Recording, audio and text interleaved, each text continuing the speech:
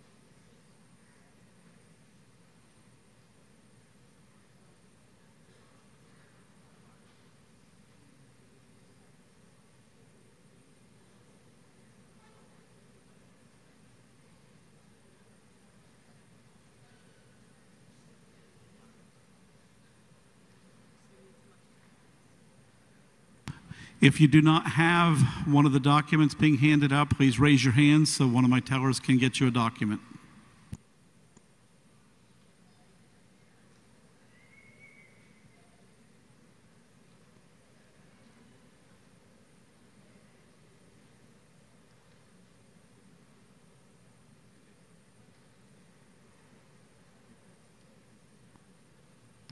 Anyone not have one? Please raise your hands.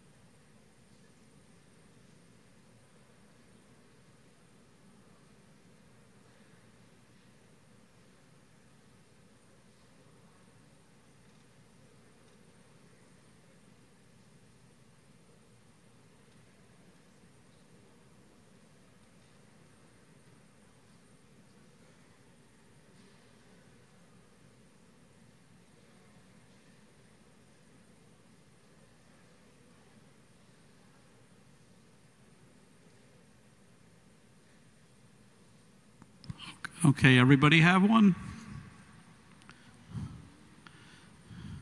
Tellers, if you want to bring the sheets back up here and be ready for this next part, you can just sit up here until we're ready to do the next part.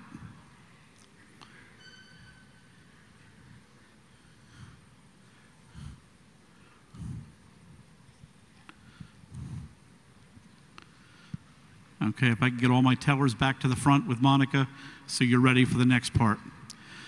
Okay, at the 2016 General Conference, 5 resolutions to amend the Constitution were approved. To be added to the Constitution, these 5 resolutions now also need to be approved by a 2/3 vote of the aggregate number of members of the several annual conferences. We will vote on each of these amendments in a written ballot. Ballot results will then be forwarded to the Secretary of the Council of Bishops, who will announce the results. According to the directives of the General Conference Secretary and the Council of Bishops, this means we will not be announcing the ballot results of our annual conference until after the Council of Bishops have made their announcement.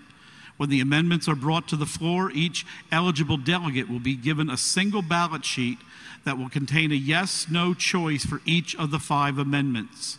All 5 amendments must have a choice listed, or the entire ballot will be invalid. Persons able to vote on constitutional amendments, elders and deacons in full connection, as well as retired elders and deacons. This includes clergy on voluntary and involuntary leave of absence. Laypersons who are either a local church delegate or an equalizing delegate, and laypersons who are conference members by position, lay leader, United Methodist Women president, etc. Persons not able to vote on constitutional amendments, provisional elders and deacons, clergy on honorable location, associate clergy members, affiliate clergy members, full-time local pastors, part-time local pastors, certified lay ministers, lay persons assigned in a supply capacity to an Eastern Pennsylvania Conference church, such as certified lay ministers, clergy from other denominations or annual conference serving an EPC church. Each constitutional amendment will be presented by someone from the 2016 General Conference delegation, including the rationale of the recommended amendment. Questions and debate will be allowed, but amendments will not be in order. After the vote is taken on the first constitutional amendment, the next constitutional amendment will be presented. Questions and debate will be allowed to occur, and the next vote will be taken. This will occur until all 5 constitutional ballots have been taken. Ballots will then be collected, tabulated, and sent to the Secretary of the Council of Bishops. And then after all the annual conferences submitted their ballot results, the Secretary of the Council of Bishops will tabulate the ballot results, and the Council of Bishops will announce the results. Any questions? Yeah, Microphone number 1. Thank you, Bishop. Monica Geppert, West Grove. I move that we include provisional candidates approved this morning at the clergy session for ordination in eligible voters for the constitutional amendments. Okay. Understand that's in order. Do I have a second? I hear a second. Would you like to speak to it? I would love to. Bishop, this includes 6 individuals who this morning were approved by the clergy session. In 28 hours, they will be ordained and would be able to vote among us. This extends them grace to be able to vote with us now on our time schedule. That's a speech in favor. Is there any speech opposed or any other conversation about this? Seeing none, let's see if the body's ready. If you will approve this, say it one more time. Provisional candidates approved this morning at clergy session for ordination as eligible voters for constitutional amendments. If you will approve that, lift the hand and say aye. If not, same sign, and it's done. Thank you. Microphone number 3. Jason Perkowski, serving Faith United Methodist and Oregon Community United Methodist. I have a question. It doesn't benefit me. I don't get to vote, unfortunately, because there's a whole list of us that no longer have rights once we decide to serve the church. But I do have a question. It listed that certified lay ministers are not able to vote on constitutional amendments. My question is this: if that certified lay minister has been voted as an equalizing lay delegate, or is the lay delegate from their church, are they eligible to vote? Just want some clarity on that. If you look at the two lists, if someone only has a foot in that lower category, they cannot vote. If they have any standing or position in that upper list, they may vote. Thank you very much. Okay, not seeing any other conversation, so we will proceed. Okay, all those then who are elders and deacons in full connection, active or retired, those persons who are lay persons, who are a church delegate or an equalizing delegate, or any lay persons who are conference members by position, lay leader, United Methodist Woman President, etc., please stand.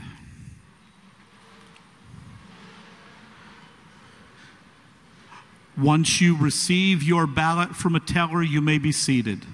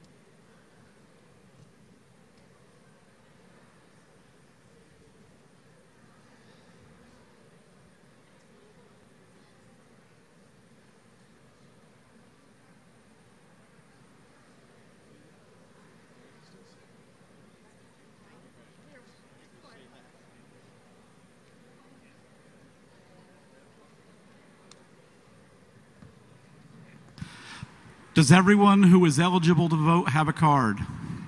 If not, please raise your hand. Okay, we had a question about the motion which was brought to the floor for the 6 persons who have been approved by clergy session. We have a communication into GCFA Council to ask about that. While we're waiting for an answer, or what we're going to do is we're going to go ahead and vote, but I'm going to ask these 6 persons who were just approved by clergy session to bring your ballots specifically to Monica Geppert. We will keep them separate in case we do get a negative answer on that, so that the vote will be valid without any issues. So our 6 persons that were approved for ordination this morning, can you raise your hands wherever you are? Okay, around the room somewhere. Okay, we ask that you bring your ballots to Monica Geppert up front here, my head teller, so that we can keep yours separate, so that there is no question about those votes being included or not included. Okay, at this point, we are going to have someone from the 2016 delegation come forward to present Constitutional Amendment 1. They will present it, explain the rationale, and then we will move to vote. Good afternoon. My name is Dawn Taylor Storm, and I'm presenting Constitutional Amendment number 1, found on page 2 of your constitutional voting document. I will not be reading the amendment, but I will share with you the rationale from General Conference. The Constitution contains a paragraph on racial justice, but not one on gender justice. The language of this petition is parallel to the language of Article 5 on racial justice already in our Constitution. It is an affirmation that as part of our core foundational beliefs, this church will forever stand against any actions, organizations, or individuals that discriminate or dehumanize women and girls anywhere on this planet. I now present the amendment, Constitutional Amendment number 1, for discussion and ratification. Are there questions that anyone would like to ask? I see someone coming to a microphone. What's that number you're coming to? Number 4. 4 it is. Janet Siddell from St. Paul's, Warrington. It pains me to speak against Amendment 1. I have no argument against the concept behind the amendment, and I wholeheartedly agree we must end discrimination against women and stand against the dehumanization of others. But the language of the second sentence is fatally flawed. It's in danger of heresy, where it speaks about it being contrary to Scripture and to logic to say that God is male or female, as maleness and femaleness are characteristics of human bodies and cultures, not characteristics of the divine. It's with this issue that, or this sentence, that I take issue. And first, because the concept of the Trinity is at stake. Jesus is a Jewish man.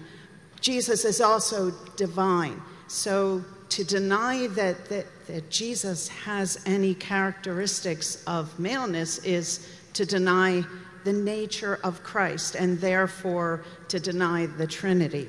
The second problem with this is that Scripture says we are created in the image of God, male and female. So both of these characteristics are in God's nature.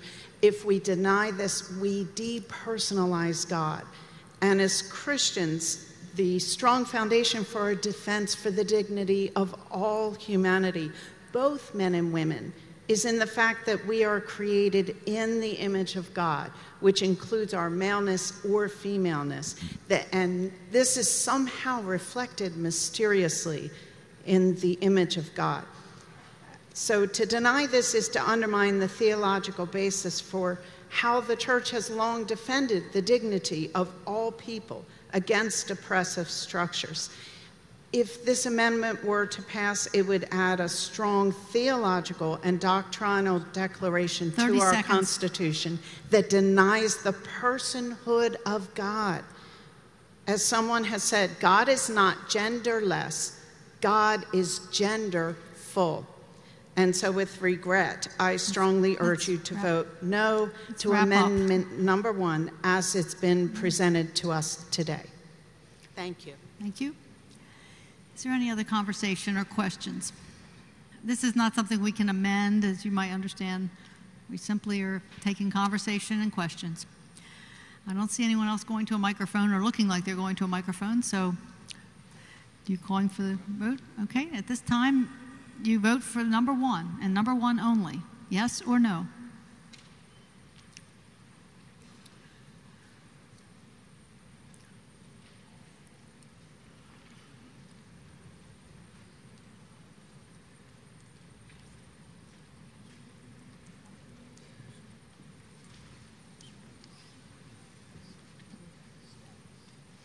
Does anyone need any more time? Okay, let's move on to number 2. Good afternoon. My name's Clarita Crawl, and I present Constitutional Amendment number 2, which is found in the middle of page 2. Adding the word gender to the Constitution affirms and protects the United Methodist Church's commitment to gender equity throughout the worldwide connection. The word gender is the disciplinary term for fair treatment of women and men. The addition of the proposed final clause allows gender-specific groups like United Methodist Women and United Methodist Men. I now present the amendment number 2 for discussion and ratification. Are there any comments or questions? Okay, seeing none, vote for number 2, yes or no?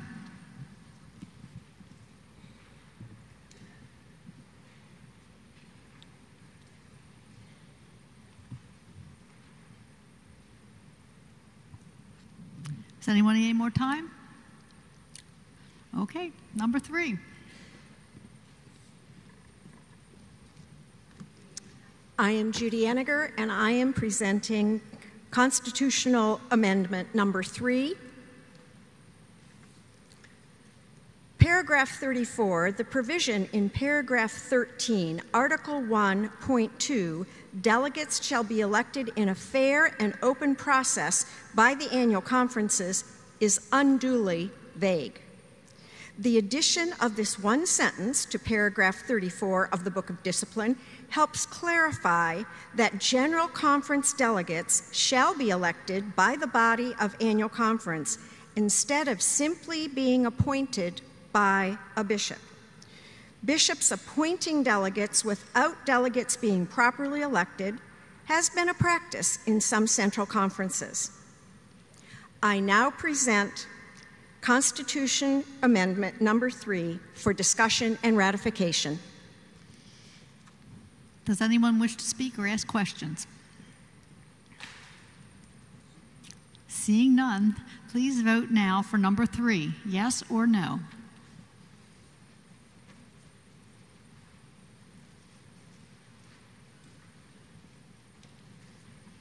Anyone need more time? All righty, number 4. My name is Jeff Raffoff, and I am here to present Constitutional Amendment number 4, which begins at the bottom of page 3, I believe, of your handout. As is the case for the jurisdictions, Episcopal elections in the central conferences should be held in the regular sessions of those conferences, except when unexpected vacancies occur because of the death or early retirement of one or more bishops. I now present this amendment number 4 for your discussion and ratification. Does anyone wish to speak? Seeing none, vote now for number 4, yes or no.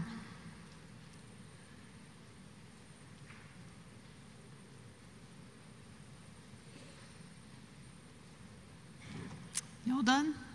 Looking good? Let's move on to the last one, number 5.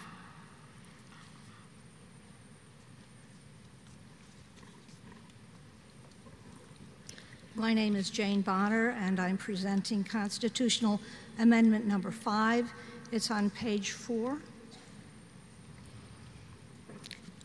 Pardon me.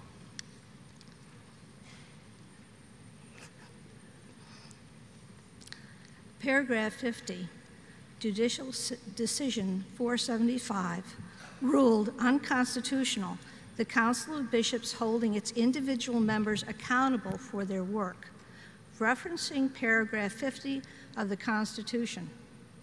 This legislation follows Judicial Decision 1275 requirement of a legislative resolution from General Conference, so the Council of Bishops may provide oversight of its members. Is there any conversation, any additions or corrections? No, we can't do that. Any conversations or questions? Okay, seeing none, let's vote for number 5, yes or no.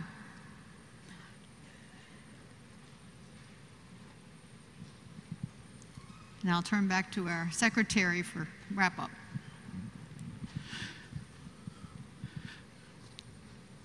If I can have the provisional members that were mentioned in the resolution earlier, please bring your ballots to Monica Geppert.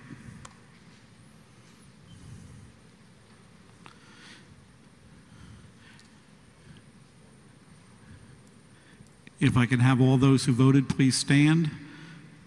Tellers, if you would please then collect ballots. Once your ballot is collected, you may be seated.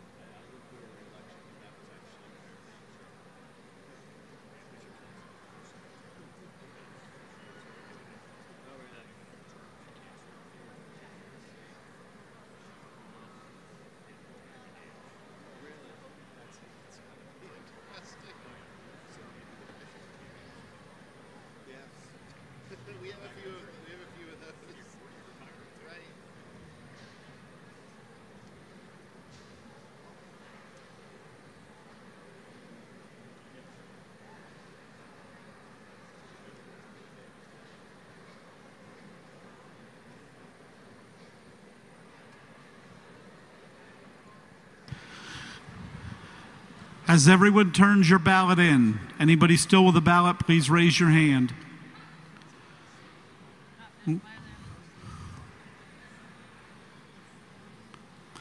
As I mentioned, we will keep those ballots of the provisional members separate. They're rubber banded and set apart so that we will include them if we hear that it is valid to do so. We will exclude them if not. Also, we remind you, we will not be reporting the results back. That will be done by the Council of Bishops.